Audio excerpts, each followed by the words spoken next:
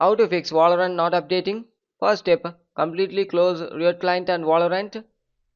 Open Task Manager, search for Riot Client and Valorant. If it's running in background means end the task. Next step, open Riot Client,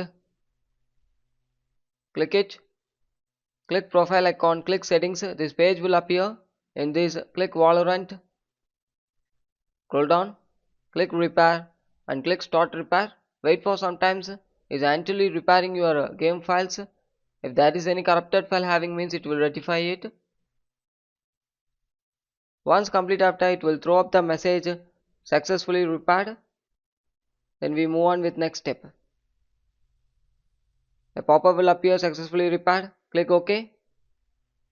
Next step, right click Riot Client, click Properties, click Compatibility, enable Run the program as administrator, click Apply and OK. Next step, check free storage, click Settings,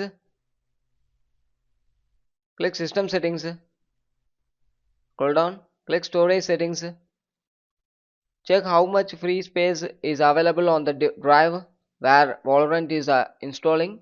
You need to check. If it's installing in a C drive, check the C drive have enough memory space or not. Minimum 20 to 40 GB space required. Check it. Once checking after, click the temporary files, click remove files, enable the files you are going to remove and click remove files. Next step, click settings, click network and internet settings, click advanced network settings, click network reset and click reset now. Click yes and reset it. Next step, search for run and type the following text: services.msc. Click OK. Scroll down and search for VGC services. Right click it. Click properties. Check the startup type and service status.